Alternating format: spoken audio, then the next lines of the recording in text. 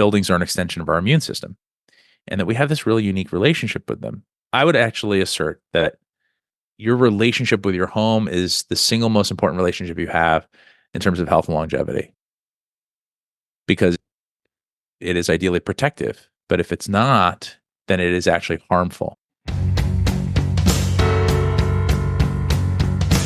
Welcome to the Everyday Epigenetics Raw, Real, Relatable podcast. I'm your host, Susan Robbins, epigenetic human performance coach. This is where we discuss all things lifestyle, environment, food, exercise, work, mind, and social interaction as they pertain to epigenetic expression in a way that's relatable to everyone. So if you're ready to start viewing you as an individual, take control of your life and health, and get results, buckle up, here we go.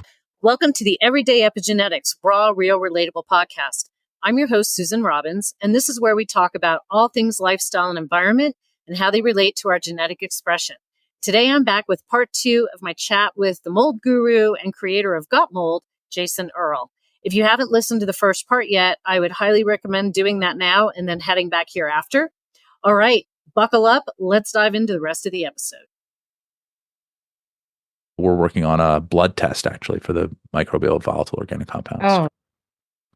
For mold exposure, because right now people are taking these mycotoxin panels, just scaring the shit out of themselves, and then they're going and doing an inspection using ERMI, because the unscrupulous characters that do that love to piggyback on the momentum of the fear that's induced by a mycotoxin panel.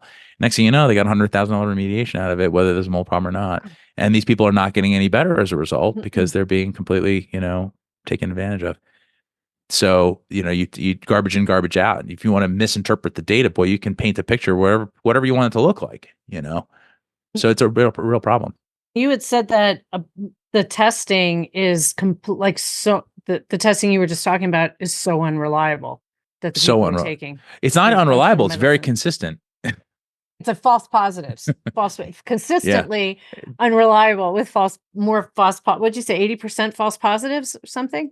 I would say, so here's the thing. They're all false if you don't interpret the data right. So the data is accurate. So this is the thing. The data is accurate. It's what you're trying to do with the data that makes it inaccurate. So the data is saying, hey, this is what's here. And I'm not here to audit the assay, which is what the lab uses to determine what's in that sample. That's probably questionable too, knowing these labs, and specifically, I won't name names, but I'm suspicious of the assay based upon the personalities behind some of the labs. I've known these guys for a long time. However, let's say the assays are perfect. The intent behind them is to diagnose human disease based upon environmental exposure. There's not one study. Ready for this? Not one study. Not one. Should I repeat myself? Not one study that shows not one study that shows human exposure through inhalation as a primary exposure method to mycotoxins. Not one. Wow. No. And seriously, there are, I think, 2 studies that show that you can detect some mycotoxins in the air, but not in a significant way. And these are both very highly questionable studies, one of which is published by the founder of one of the labs that I won't name, who has a very significant vested interest in this. I would say a conflict of interest. But there's a huge pile as tall as my house that shows that exposure to mycotoxins in food is not only common, but it's almost inevitable. It's almost unavoidable, mostly because of our industrialized international food supply chain and factory farm animals. So if the data doesn't support this particular use of this particular test. So now here's the thing. Here's the best part. If you pee in a cup and lots of mycotoxins come out, that's good news. Because you're getting rid of it. Because they don't excrete well. They don't excrete well. I just said that earlier, right? They're hydrophobic. And so as a result, they don't latch onto water molecules, so they don't come out easily. They're lipophilic. They get lodged in your fat cells. So if you are peeing them out, congratulations. You've got a robust detoxification pathway and that your body is doing what it's supposed to do. If you're not peeing a lot of them out, you may have a problem. So if the numbers are low, you might actually have some cause for alarm. And in those cases, it's good for you to probably consider doing a second one after some glutathione. Don't change your diet too much. Take some glutathione, NAC, NAC. these kinds of things. Yeah. Yep. And then go do it again and see if the numbers go up. And if that's the Mhm. case, then you may need to go talk to someone who understands how to work with your detox pathways. Sure. And then that dovetails into the next piece, which is attitude. And so this is a really important part that for years I didn't know anything about and I'd read about DNRS, dynamic neural retraining system, and seen some people go through it. It's very expensive and also a lot of work. Essentially, it's based on this idea that your limbic system becomes overactive for your fight or flight response. Well, people will oftentimes, think of it as like an adrenal type response, but it's deeper than that. It's more of a nervous system type of thing, which triggers the adrenal response. So the idea here is that, you become sensitized and then you end up with, this visceral response to perceived threats. And so these methods of retraining involve somatic exercises and like small exposures to the perceived threat, like allergy shots for the nervous system. And then, hey, by the way, I survived. Hey, great. And then you ratchet up a little bit. And, just like with allergy shots, you get these larger and larger exposures, and then you have a smaller and smaller response. And so you end up retraining your body that it's okay to be exposed to that thing. And so in recent years, a couple of new platforms have emerged, and one of them is called Primal Trust. I'm a huge fan of the work that Dr. Kathleen King has done around this. She's made it very accessible. It's like $99 a month. And it basically walks you through the hows and the whys in the hows, essentially, of getting your nervous system back into order. And there's also a nice community component, so you can be there with people that are also suffering through it. And you can see people succeeding. By the way, if you go on Facebook and you It's if you take depressing advice as from hell. people, yeah, don't do that. You know why? Because No. those are the people that aren't getting better, and No. they're the loudest voices. But they're not representative of the populace that you want to be affiliated with. Unless you align with them and you decide you want to be sick forever, hang out with them, talk with them, only talk to them.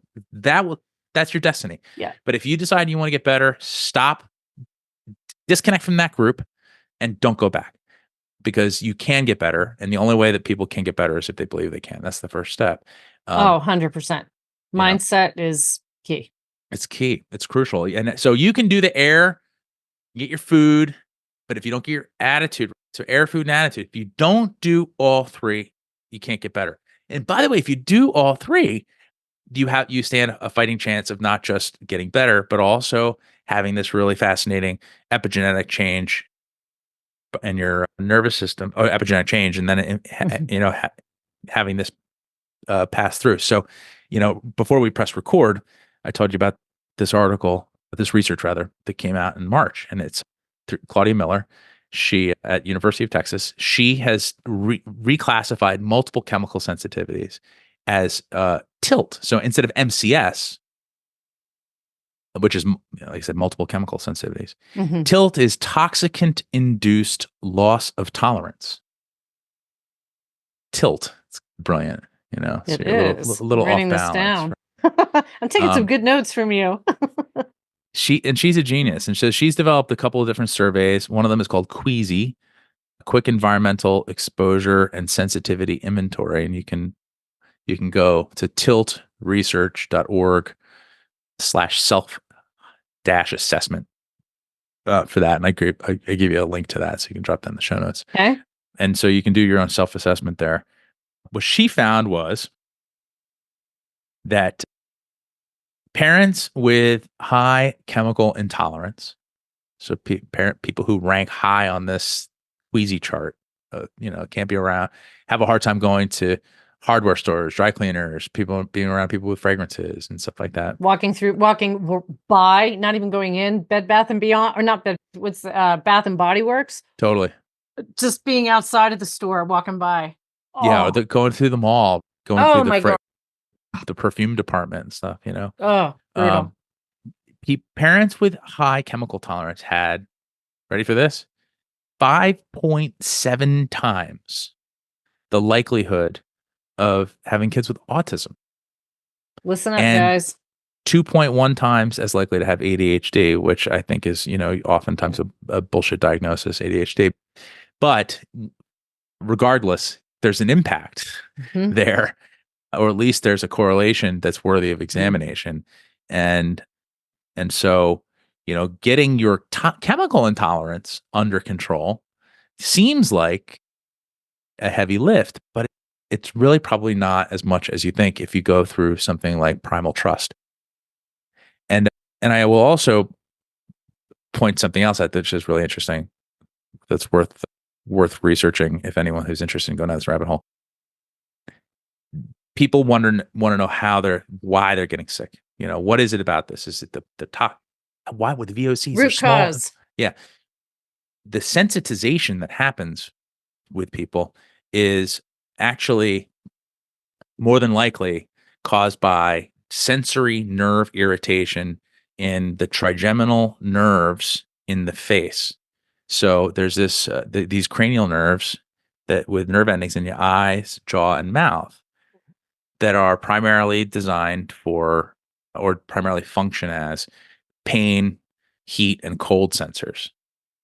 And so anyone who's had trigeminal neuralgia or who knows someone who knows how debilitating this is because it's overpowering, right? And the nerve endings come down like this, and then they go up, and then there's this high speed, it's about this big, thick nerve that runs right to the brain.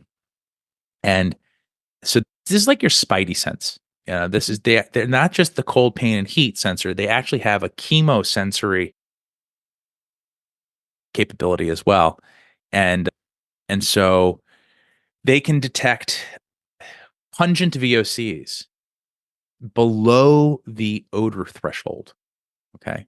So this is a super sensitive, you are an exquisite array of precision sensors. That's what the human body is, right?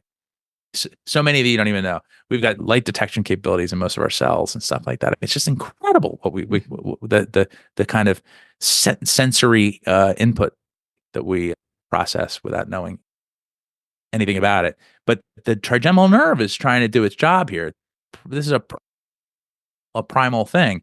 And what happens is when you become sensitized, it becomes the nerve endings get very easily irritated. And the things that it can be irritated by are things that are, like I said, below the odor threshold. So you can sometimes be irritated by something that you can't even smell. Mm-hmm. But it does work with the olfactory. So sometimes it'll pick up the scent and also, weave in this chemosensory component. So this is all very cutting edge. This is stuff that's emerging by the day, the knowledge and research around the trigeminal nerve.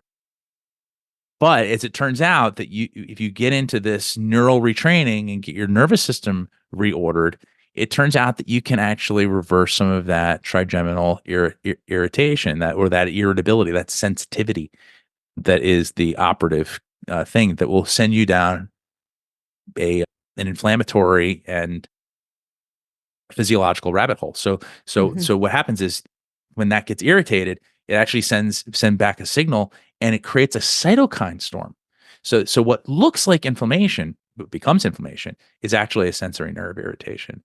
So it's not what looks like, I should say, toxicity rather. Sure. Is actually an inflammatory response to an inflamed nerve ending or an irritated nerve ending. So it's fascinating stuff. This is not like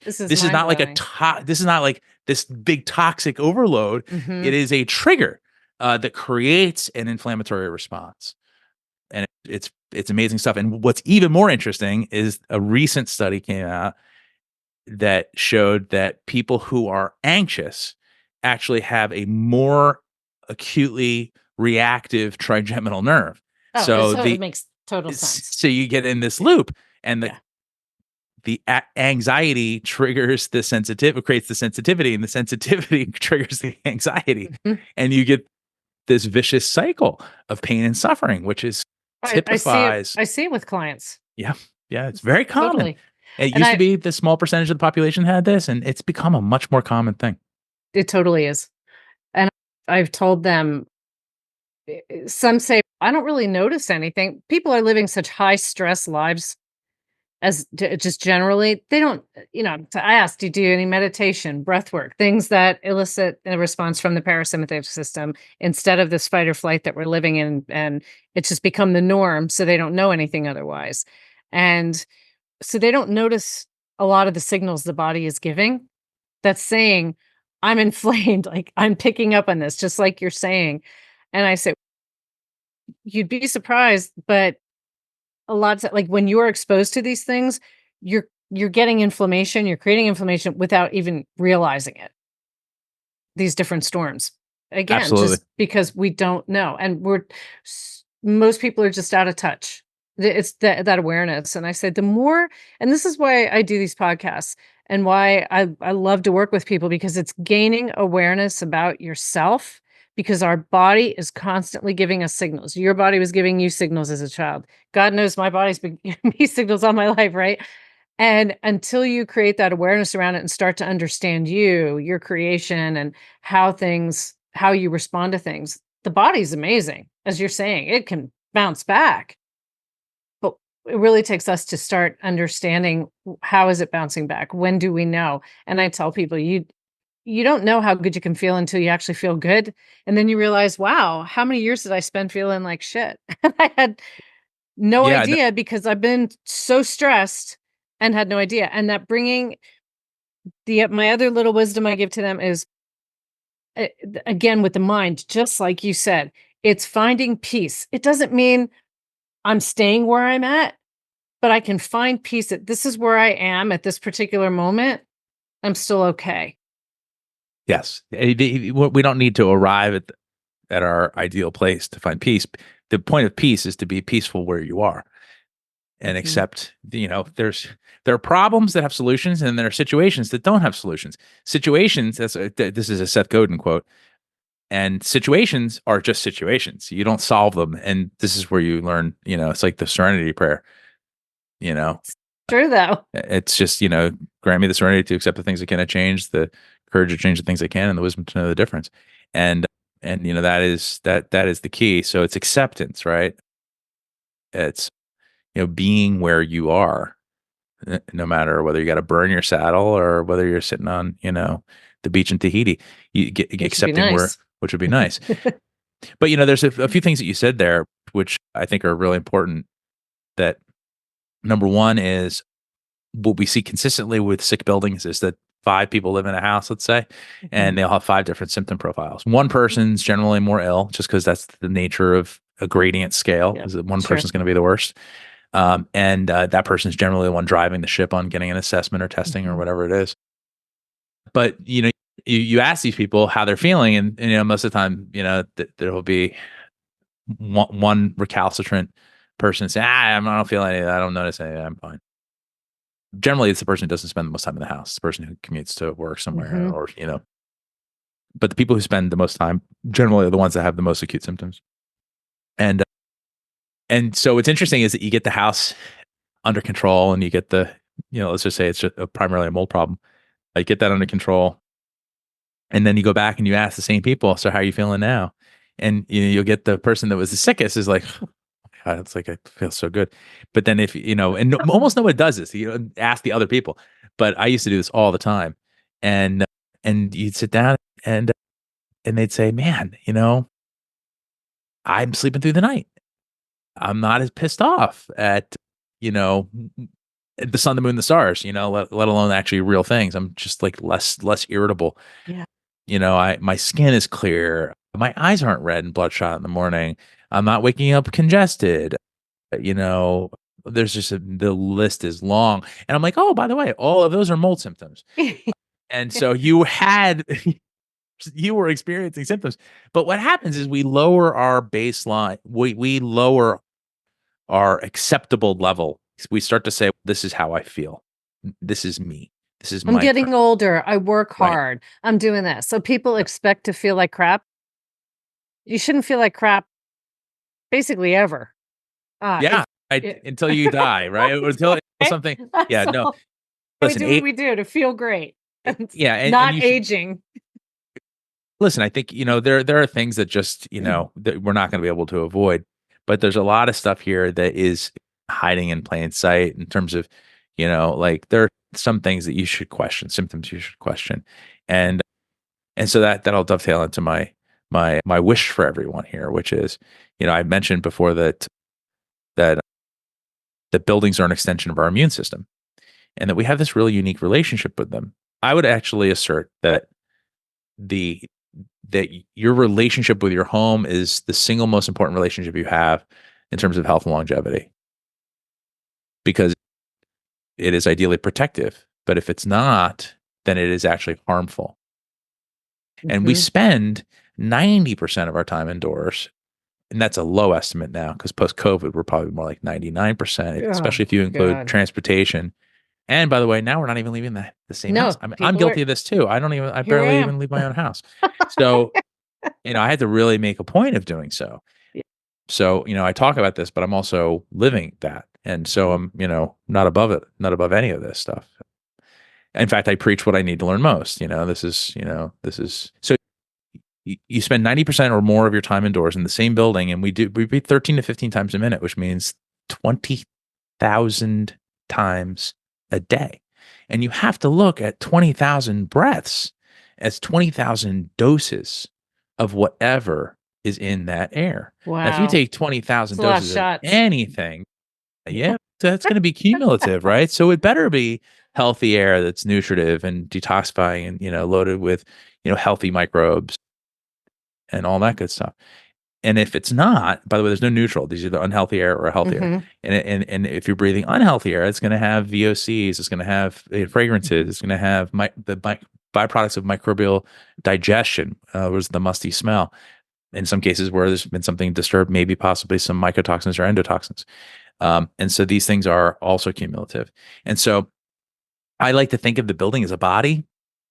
And to help, we love to anthropomorphize our cars and boats and stuff and name them, but we don't do that with our houses. And I think maybe we should start naming our houses and start giving Home some to Bessie. Yeah, absolutely.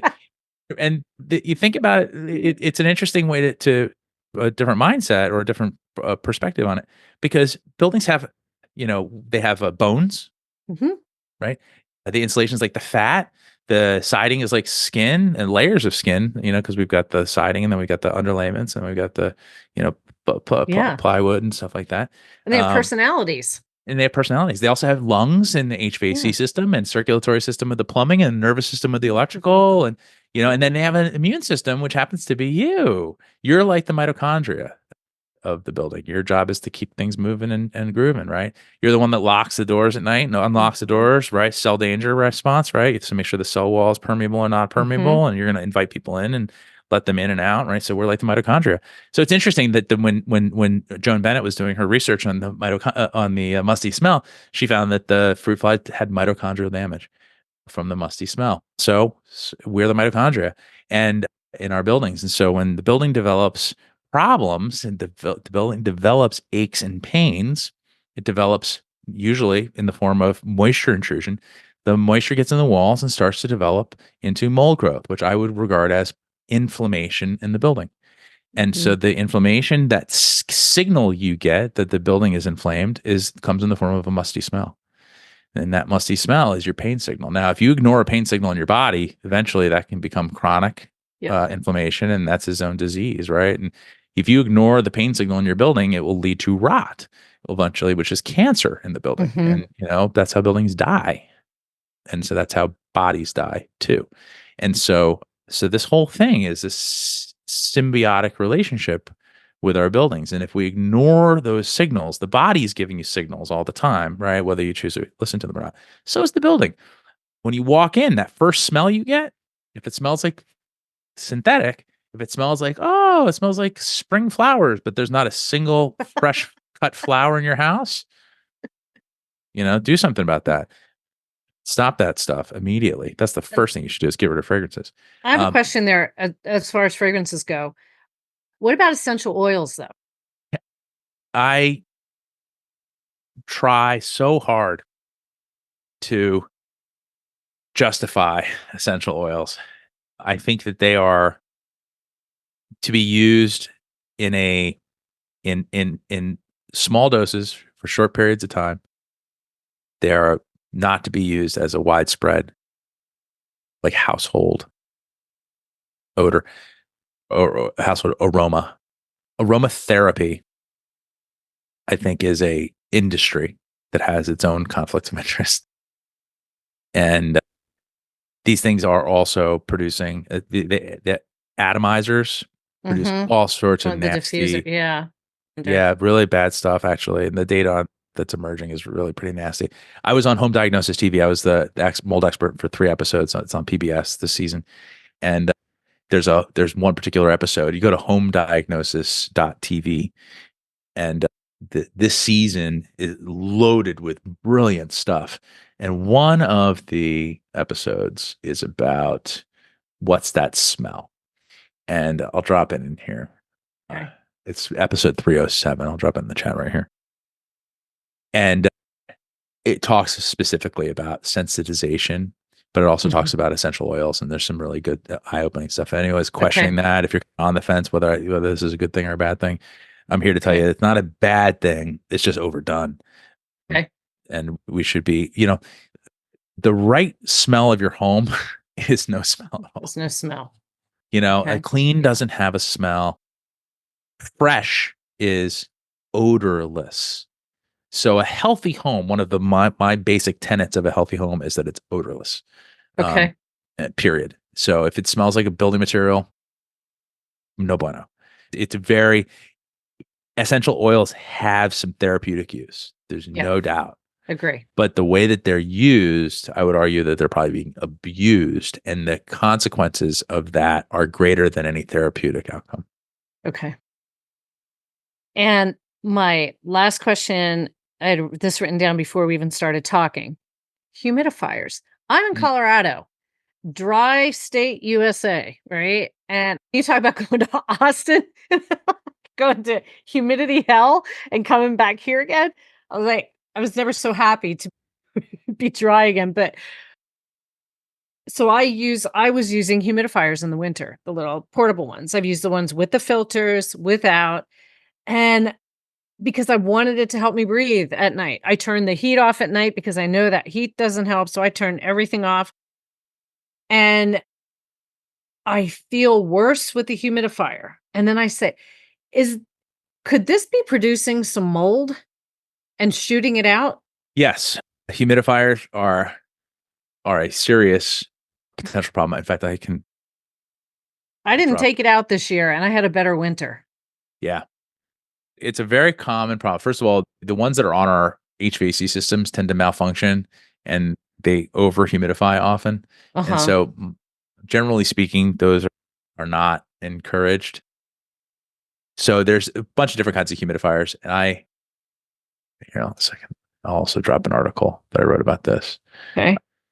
So humidifying a space is tricky. You have to make sure that you're first quantifying your current humidity. So don't modify what you don't quantify. And so first you want to find out where you are in the humidity scale. You want to keep your humidity in your house between 40 and 60% with an ideal target of 45%. That's relative humidity is relative because it changes with temperature, believe it or not. So the temperature changes. The humidity in the room will not actually technically change, the amount of moisture, but the relative humidity does. So if you're in a warmer climate, the air has a larger capacity to hold moisture, which is why Florida and Texas and places like that tend to be much more humid, not to mention the fact that it rains more. But the air holds more water. And then in cooler climates, the air holds less water. And so you tend to have less humidity. But what's interesting about this is that there's been a long-standing sort of recommendation with pediatricians that you should use cool mist humidifiers. That was and that's an old outdated idea, and it's basically because the kids they didn't want them to get burned. But if you're going to humidify a space, you should use a warm mist humidifier. There are ultrasonic ones. There's warm mist, cool mist. There's steam. Basically the bottom line is that what you want to do is be very careful about how much you add. You want to make sure that you're doing it in a way that does not cause potential problems, especially in the wintertime. You can actually humidify and get ice in your walls and in weird places. So you got to be very cautious about how you humidify relative to the climate that you live in and the type of building that you're in. It's not easy. And I know building scientists, including yours truly, who stopped trying to humidify their house. I stopped. I live in Minnesota. It's very dry in the winter. It And is? I thought very in it's the still winter. damp up there. Really? Yeah, in the summer it's very humid. It's extreme. I This thought is a winter were too. this is a very extreme. Now we get a decent amount of snow, but it gets so cold here that it pulls the moisture right out of the house. So if Wow. I humidify, if I try to humidify, it pulls it right out, and then I actually get condensation in the walls. I get condensation in weird spots in my attic and things like that. And so you cannot, unless the building is built specifically to be able to have walls thick enough that there isn't water activity or dew point occurring within the wall assembly. This is a very technical conversation. You can go down some really nerdy rabbit holes on moisture control and the physics of the actual how this actually works. But just trust me that if you're in an extreme climate, especially if you're in the cold and where you are in like Colorado, it can be very challenging to move the needle in a meaningful way with humidity in the house without causing other problems. That makes so much sense why I felt better this year when I didn't even try. It's still under my bathroom sink. I stopped humidifying 2 years ago, and my body has adjusted to it. Yeah. When I was trying to play the game, it seemed like I was really struggling when the winter rolled in. But now that I have stopped trying, I look sometimes and I see it's like 20%, 20%. Below 40%, your lips start to get dry, your sinuses will start to get dry. Didn't happen for me this year. And I was, consciously hydrating. And also just, I think we adapt, Yeah. I mean, we humans have lived in every climate on the planet for, eons.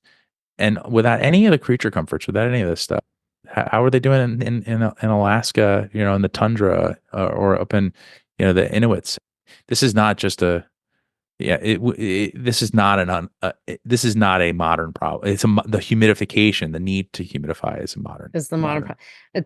We were doing a hike on Saturday, and where we got to the one place, there was this fireplace where they had a right where you start at the trailhead. My friend was reading it, and I'd done this hike before, never read it. So I just go just going to take pictures and then hike. But he was reading it. It was a family that had been there, a husband and wife in there, 10 children. Now that's 10 children that lived. Who knows back then? And we were both talking about and said, just imagine coming here like settlers did and just plunking down. You've got no heat.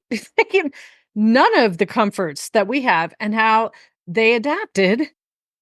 And it was just, that's what they did. And now we're here going, geez, do I need a humidifier? I want to stay in the Goldilocks zone. I just want to make sure my temperature is 68 to 72 degrees, 45% humidity. It's like growing, it's like this idea about like, would you rather be a plant if you could be a plant?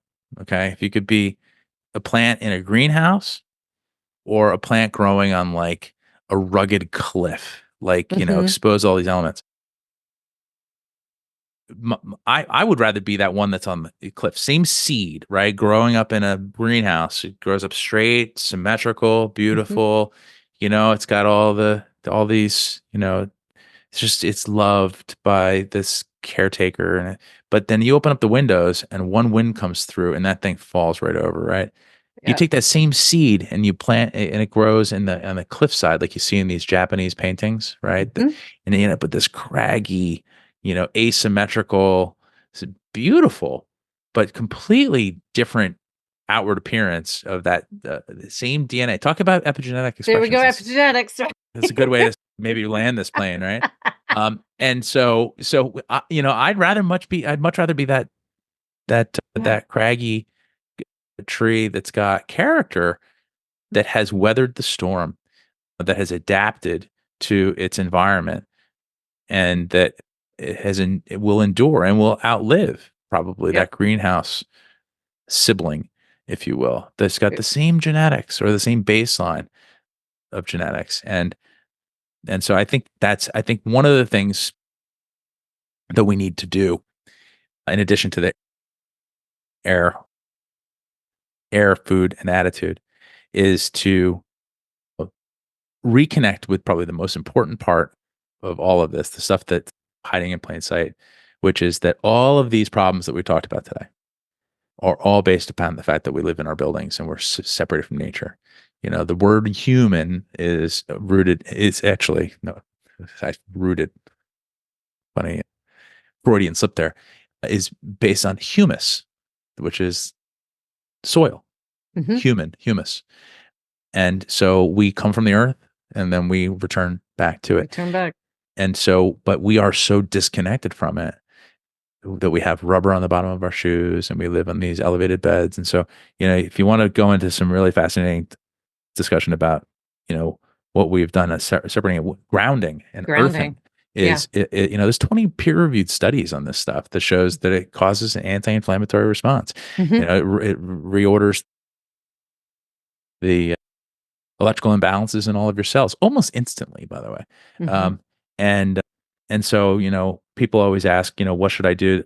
How should I get my house healthy again? Best thing you could do is open your windows. Just start there, man.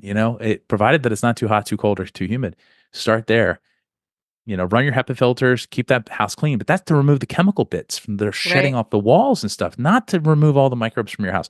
The houses that have the highest microbial diversity, that have a lot of critters in the house. I'm talking about both the arthropods as well as the microbial, but the houses that have the most robust microbial diversity, I would say diversity in general, actually, but microbial diversity, have a much lower cases of asthma, allergies, and autoimmune disease. And the opposite is also true. So homes that have been using a lot of sterile, a lot of sanitizing agents and things like that, and over clean, over HEPA, over vacuuming, over HEPA filtering, and don't open the windows, have much, much higher cases of asthma, allergies, autoimmune disease. Now they're saying autism and things like that too. Oh yeah. So And it's same with over masking, all the masking, isolate.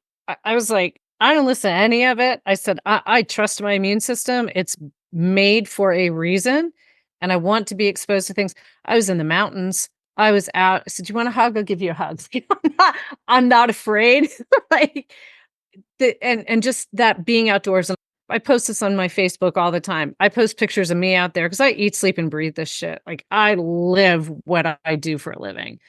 And I'm out on the top of a mountain every week or on my paddleboard and just saying, did you get outside today? What did you do? Nature therapy, people, because nature is therapy.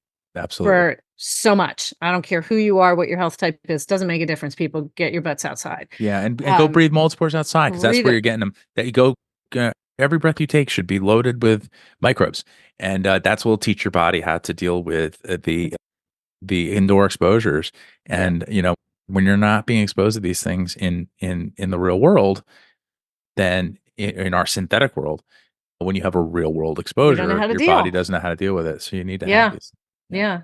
And then come work with me, do your DNA. Let's see how you have a propensity to be set up for your detoxification systems. But this has been a fascinating conversation. I learned so much from these podcasts. And today, if you saw the amount of notes, I think been jotting notes everywhere. So this has been fabulous because I can bring this information into when I'm doing a detox panel that I didn't have before, just that extra bit of detail, and help people get more information, because it's, again, none of this is meant to scare anybody. It is information to empower you to take control of your life, your health. And if you don't, no one else is going to. And absolutely, you have to be your best medical advocate, and it's quality of life. And that's what I say. If our quality of life is crap, then what are we here for? Because we're meant to live out loud, not to just exist. And the more you know, the more you live. So thank you so much for coming on. So if you are interested in getting Jason's kit, he's giving a 10% discount for my listeners. And there's two ways here. You can go to gotmold.com/genes. Or you can go to the website and put in genes 10, GENES, not JEANS, people. So we're trying to clean up those genes. So genes 10 is the coupon code, or the coupon discount code, or gotmold.com/genes. And we will have everything he's talked about. We're going to have in the show notes. We will have all of the links to his website, all set. So anything else, Jason, before we part? If you go, so you go to, if you go to gotmold.com/genes, one of the things that's really nice about that page there is that in addition to the coupon code, which is, a little gift for your listeners, there's a link to our ebook, which is how to find mold. And of all the things that we offer, that's probably the thing that we get the most unsolicited feedback on. It's 46 pages of inspection checklists and FAQs. Wow. And it's a guide for you to do your own inspection. And so for anyone who's early in their mold awareness journey and they want to just go check their own house out, this is your guidebook. And it'll take you, for a tour of your own home, something that people should do on a regular basis anyway. Because, you should do a tour of your own body, and so few people do that too. But do a tour of this extension of your immune system and see how it's doing. Do a little friendly assessment. See how your windows look from the outside, and the gutters, are they overflowing, and does it look like things are draining properly around the house? These things have a huge impact on on the health of your home, the health of the building, and then of course how that impacts your health. So the Got Mold ebook is a great download, and I highly recommend people love it. Grab that along the way. It's so different than go and get your own labs done every 6 months to a year, right? It's a check. Yep. How's the system doing? Absolutely. Yeah. So, we need to do that more with our homes.